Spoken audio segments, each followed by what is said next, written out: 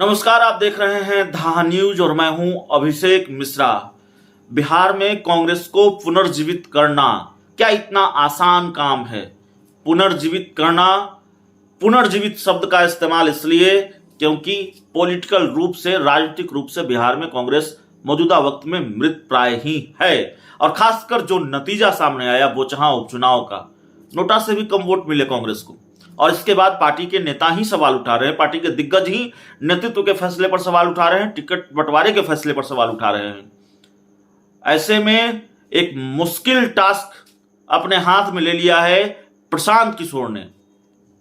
कभी बीजेपी के रणनीतिकार की भूमिका में रहे, प्रधानमंत्री नरेंद्र मोदी के रणनीतिकार की भूमिका में रहे, नीतीश कुमार के चाणक्य की भूमिका में रहे, ममता बनर्जी के रणनीतिकार की भूमिका में रहे प्रशांत किशोर। अब कांग्रेस के रणनीतिकार, हालांकि कांग्रेस के रणनीतिकार की भूमिका में वो पहले भी रह चुके हैं, हालांकि बात लंबे वक्त तक नहीं बन पाई, वो अलग हुए, लेकिन कांग्रेस के रणनीतिकार की भूमिका में एक बार फिर प्रशांत किशोर नजर आ रहे हैं।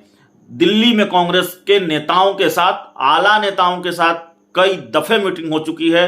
4 दिन में 3 बार लंबी मीटिंग हुई है, लंबी बैठक चली है कांग्रेस के बड़े नेताओं के साथ प्रशांत किशोर की। और इस बैठक से जो बड़ी खबर निकलकर सामने आ रही है, जो बिहार की राजनीति को कनेक्ट करती है, बिहार की राजनीति से जुड़ी हुई है, वो ये है कि कांग्रेस को प्रशांत किशोर ने यह सलाह दी है कि बिहार में अकेले ही चलना ठीक होगा, बिहार में एकला चलो के फॉर्मूले पर ही काम करना ठीक होगा। आरजेडी से पूरी तरह से पल्ला झाड़ लीजिए और बिहार में अकेले चलिए। हालांकि यह सवाल है और बड़ा सवाल है कि बिहार में अकेले चलने का हश्र तो कांग्रेस देख रही है। तारापुर और कुशेश्वर स्थान का उपचुनाव हो, पार्टी तीसरे नंबर पर रही, या फिर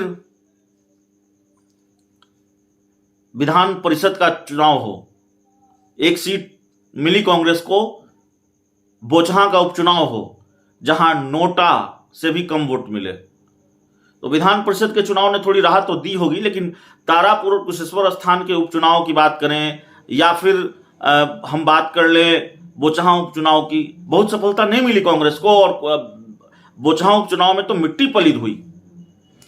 तो ऐसे में क्या ये बड़ी चुनौती नहीं है बिहार कांग्रेस के लिए? आरजेडी से अलग होकर एकला चलो की रणनीति पर काम करना है, और दोहरी चुनौती नहीं है। बोचहां में जो परिणाम आया उसके बाद तो पार्टी के अंदर ही घमासान मचा। पार्टी के बड़े नेता अजित शर्मा और समीर कुमार जो एमएलसी हैं, उन्होंने सवाल उठाए नेतृत्व के फैसले पर। तो कांग्रेस की एक चुनौती यह भी है कि नेतृत्व के फैसले पर लगातार सवाल उठते हैं और पार्टी के अंदर से उठते हैं। और दूसरी तरफ बिहार में कांग्रेस को पुनर्जीवित करना है। आरजेडी की वैसाखी भी नहीं है, और प्रशांत किशोर ये सलाह दे रहे हैं कि वैसाखी का सहारा लेना भी नहीं है, अकेले चलना है।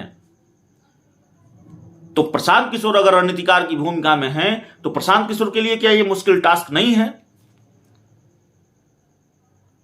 तो इस मुश्किल टास्क को कितना पूरा कर पाते हैं, यह भी देखना बड़ा दिलचस्प होगा। लेकिन प्रशांत किशोर ने अब सलाह दे दी है।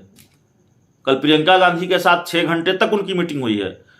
इस मीटिंग में कांग्रेस के दूसरे बड़े नेता भी मौजूद थे, और उन्होंने सलाह दी है कि अकेले चलिए, एकला चलो की रणनीति पर काम कीजिए बिहार में। तो देखते हैं प्रशांत किशोर की सलाह मानकर कांग्रेस कितना अकेले चल पाती है, कितनी दूर तक, और प्रशांत किशोर कांग्रेस को कैसे पुनर्जीवित कर पाते हैं बिहार में।